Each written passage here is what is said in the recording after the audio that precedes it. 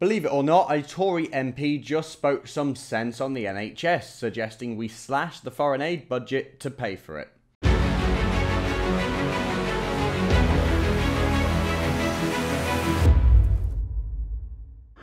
If you've been watching the news recently, you will know that the government needs to raise 20 billion quid to put money into the NHS. And given the huge population increases over the last few decades, and specifically over the last year, we know from a report I showed you guys the other day that 59% of the population increases because of immigration.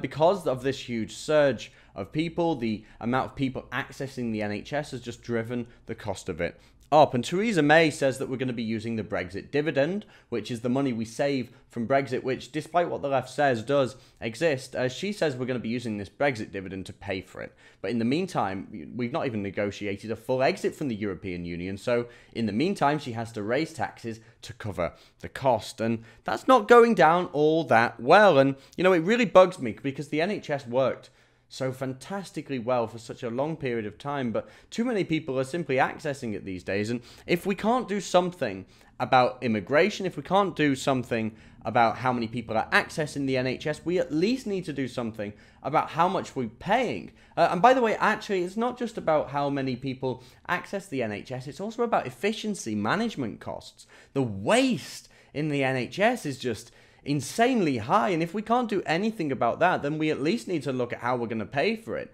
And if that means slashing the foreign aid budget, then so be it. And that's exactly what a Tory MP has suggested. Conservative MP Robert Harfan told The Express that we should cut the foreign aid budget to pay for the NHS, and the Daily Express reported that he said it would be utter madness to balance the new funding of the NHS on the backs of lower income working people and struggling families.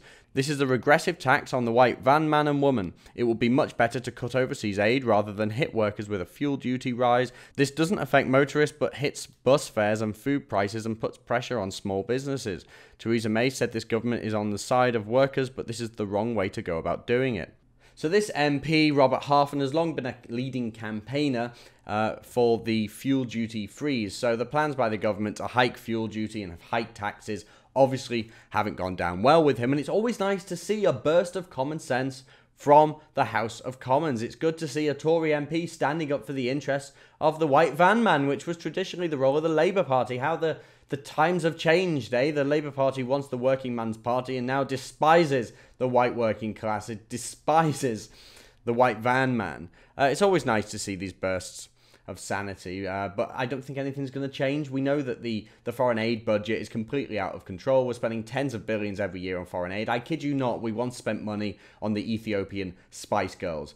So we're sending money to every country you can think of, including places with dictatorial regimes. It's utter madness, so that's not going to change anytime soon. Our government has no common sense, so what we can assume is that the tax hikes are just going to go ahead.